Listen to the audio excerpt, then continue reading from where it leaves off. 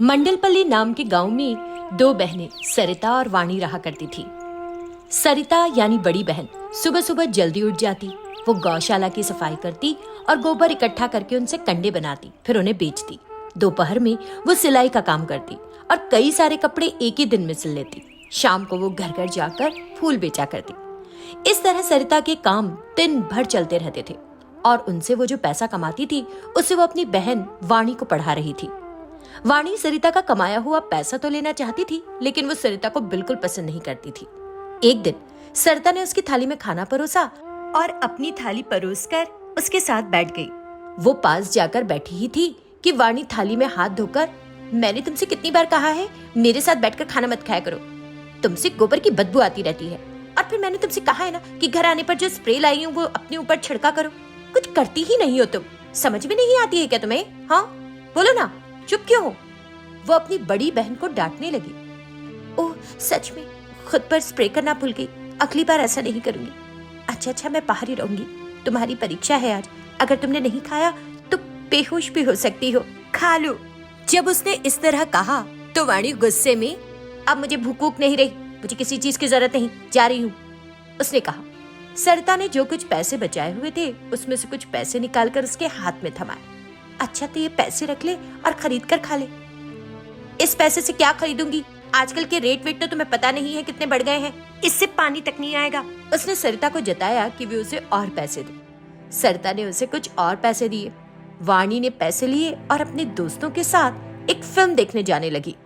अरे वाणी, तूने अपनी बहन से झूठ बोला कि तेरा एग्जाम है। अगर तेरी बहन को पता चल गया कि तू हमारे साथ फिल्म देखने गई है तब तेरा क्या होगा? वाणी की सहेली गीता ने उससे पूछा।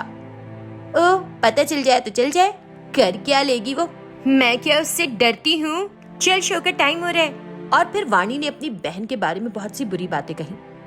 ऐसे ही हर रोज वो सरिता को कोई झूठी कहानी सुनाती और उससे पैसे लेकर शहर जाकर मजे करती। कुछ दिनों बाद वाणी का जन्मदिन आया। सरिता ने उसके जन्मदिन को बड़ी धूमधाम से मनाने की सोची और इसके लिए उसने कुछ पैसे भी बचा रखे थे। उसने वाणी की सालगिरह पर अपने सभी जानने वालों को आमंत्रित किया। वाणी ने भी अपने कुछ दोस्तों को इनवाइट किया हुआ था। उसका जन्मदिन का समारोह बहुत अच्छा चल रहा था। वाणी बहुत खुश थी। तभी उसकी सहेलियां उससे एक फरमाइश करने लग गईं।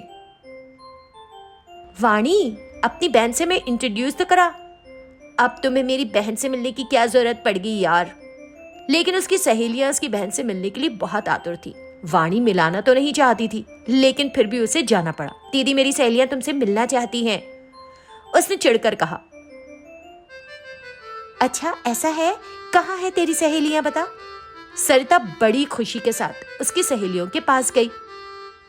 ये है मेरी दीदी, उसने परिचय कराया। उसकी सारी सहेलियों ने अंग्रेजी में बात करना शुरू किया। सरिता को उनका कहा एक भी शब्द समझ नहीं आ रहा था। वो चुपचाप एकटक उन्हें देख रही थी।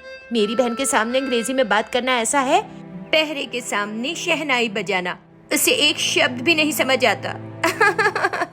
इस तरह उसने सरिता का अपमान किया, लेकिन सरिता ने इन सारी बातों को नजरअंदाज कर दिया।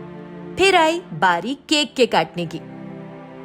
जब उसने केक काटा तो सभी ने सरिता से कहा कि वो वाणी को पहला पीस खिलाए।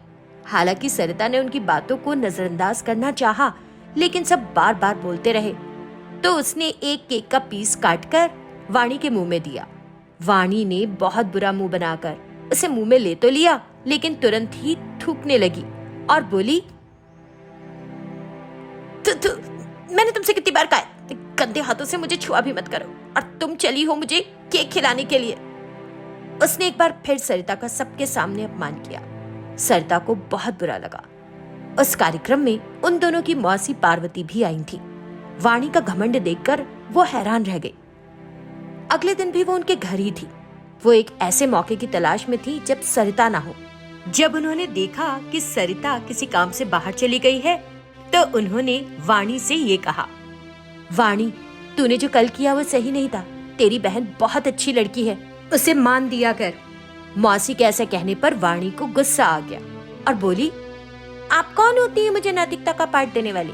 मेरी बहन उपले सेकने के अलावा कर क्या सकती है, पढ़ी लिखी तो है नहीं।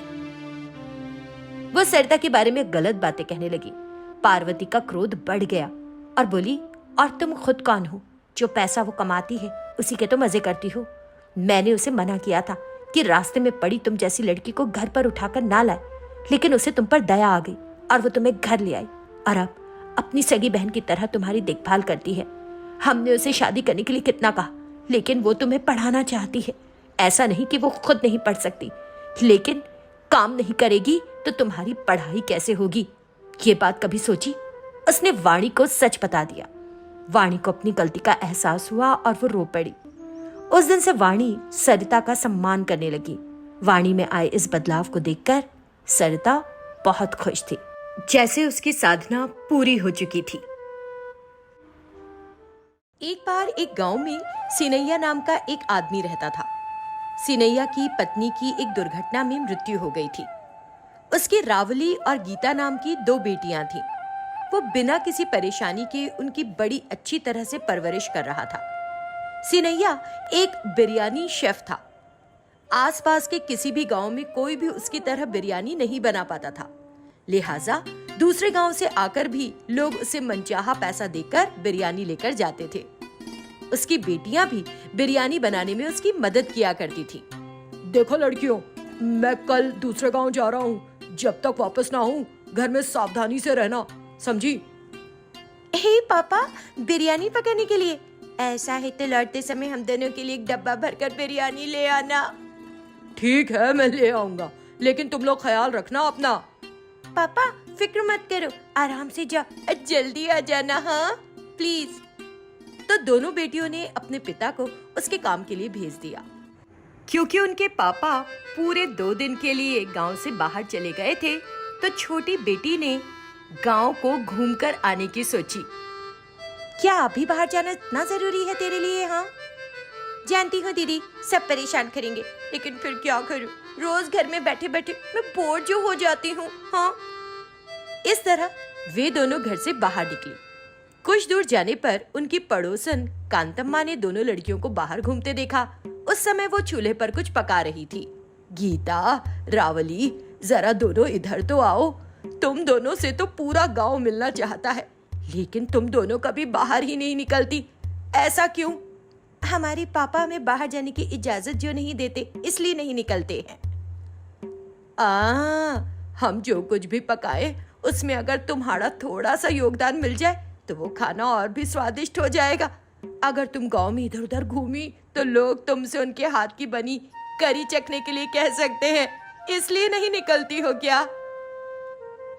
हाँ, लेकिन ऐसा कोई 1 या 2 नहीं होगा जो पूछेगा, सभी पूछेंगे। हाँ, सच ही कहा। देखो, मैं एक करी बना रही हूँ, जरा चखो और बताओ सब कुछ सही? ओ दीदी, मैं समझ गई, सब हमसे कुछ न कुछ करने को कहते ही रहेंगे। चलो घर ही चलते हैं। हाँ, तुम सच ही कह रही थी। हूँ हाँ बहन, चल वापस ही चले, नहीं तो हर कोई हमसे कुछ न कुछ चखवाता ही रहेगा। चल जल्दी। तो दोनों लड़कियां अपने घर वापस लौट आई। देर रात तक वे अपने पापा के लौटने का इंतजार कर रही थीं। उन्होंने बहुत देर उनका इंतजार किया, लेकिन फिर उन्हें नींद आने लगी, तो दोनों सोने चली गई। कुछ देर बाद सिनैया बिरयानी से भरा एक डब्बा लेकर लौटा। उसकी खुशबू से दोनों बहनें जाग गईं। हे ईश्वर, इसकी खुशबू से ही मेरा पेट भर जाएगा। अगर मैं बंदर के रूप में जन्म ली होती तो कितना अच्छा होता। लेकिन बंदर की तरह क्यों दीदी? बंदर खाने को अपने जबड़ों में भर लेते हैं, और जब उनका पेट भर जाता है तो खाना बंद करके बाद में जबड़ों में भरे खाने को चबा चबा कर उसका आनंद लेते हैं। हाँ, मैं भी करती। रावली के ऐसे कहने पर गीता और उसके पिता हंसने लगे। तीनों ने मन भर कर बिरयानी खाई और सोने चले गए। अगले ही दिन सिनैया सामने की जगह की सफाई कर रहा था कि अचानक उसे दौरा पड़ा और वो नीचे गिर पड़ा। डॉक्टर ने उन्हें बताया कि अब उसके हाथ पैर काम नहीं कर पाएंगे। जब सिनैया ने सुना तो उस पर दुख का पहाड़ टूट पड़ा। इतने सालों तक तुम्हारी माँ के ना रहने पर भी मैंने तुम्हारा ध्यान रखा, लेकिन अब मैं किसी काम का नहीं रहा। तुम्हें खिला नहीं सकता, देखभाल नहीं कर सकता। सिनैया दोनों बेटियों को गले लगाकर रोने लगा। पिता के साथ साथ बेटियां भी रोने लगी। जब तीनों इस तरह दुखी हो रहे थे तो उनकी पड़ोसन कांतम्मा उनके घर आई। और तीनों का मनोबल इस तरह टूटा देखकर सीनैया को सांत्वना देने लगी। सीनैया, किस्मत के आगे किसकी चली है। तुम इतना अफसोस मत करो कि तुम्हारे साथ ऐसा हुआ। और फिर तुम्हारी दोनों बेटियां भी खाना बनाने में बहुत अच्छी हैं। तुम्हारी जगह अब वो काम करेंगी और कमाकर तुम्हारा ख्याल भी रखेंगी। हाँ, तुम दुखी मत हो, शांत हो जाओ सीनैया, शांत हो जाओ। कमाई का कुछ न कुछ रास्ता निकल ही आएगा। मैं सोचता था कि कड़ी मेहनत करके अपनी बेटियों का ख्याल रखूंगा, उन्हें कुछ नहीं करने दूंगा, लेकिन उदास मत हो पापा, इतने दिन हमने आपकी बनाई बिरयानी खाई, अब हम खुद इसे बना लेंगे। आप फिक्र मत कीजिए, आराम कीजिए पापा। हाँ पापा, हम भी ऐसे ही करेंगे और बिरयानी बनाकर बेचेंगे। तुम भी वही बनाओगे इस गांव में? अरे, आसपास के गांव में हर कोई जानता है कि तुम्हारे पापा बिरयानी शेफ हैं। अब तुमको ये दिखाना चाहिए कि तुम क्या खास बना सकती हो और तुम में ऐसी क्या प्रतिभा है कि लोग तुम्हारे हाथ का बना खाएं। फिर हम दोनों पॉट बिरयानी बनाएंगे। बिल्कुल सही, आजकल हर कोई पॉट बिरयानी पसंद करता है और हम भी इसमें माहिर हैं। शाबाश, ये ना हुई सीनैया की बेटियों वाली बात। कल से ही तुम अपनी पॉट बिरयानी का काम शुरू करो। तो कांतम्मा के प्रोत्साहन से उन दोनों ने पॉट बिरयानी बनाना शुरू की। जब दोनों बहनों ने पॉट बिरयानी बनाकर बेचना शुरू किया तो खाने के लिए लोगों की कतार लग गई। सभी उनसे बिरयानी खरीद कर खाने लगे। उनकी बिरयानी इतनी मशहूर हो गई कि दूर दूर से लोग आते और उनके हाथ की बनी बिरयानी खा कर जाते।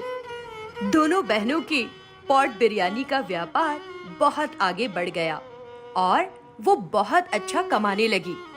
पापा, आपने देखा, हमने ढेर सारा पैसा कमाया। इन पैसों से आपका इलाज करवाएंगे अब हम। हाँ पापा, आप फिर से एकदम सामान्य हो जाएंगे और इधर उधर चल भी सकेंगे। हाँ, मुझे नहीं पता मैंने पिछले जीवन में क्या अच्छा किया। भगवान ने मुझे इतनी अच्छी बेटियां दी। अब तो तुम्हें खुश होना चाहिए सीनैया। तुम जानते हो इस गांव के और आसपास के गांव के लोग अब इन्हें क्या पुकारते हैं? तुम्हारी बेटियों को पॉट बिरयानी सिस्टर्स कहा जाने लगा है। दोनों बड़ी मशहूर हो गई हैं। जब कांतम्मा ने इस तरह कहा तो रावली और गीता बड़ी खुश हुई।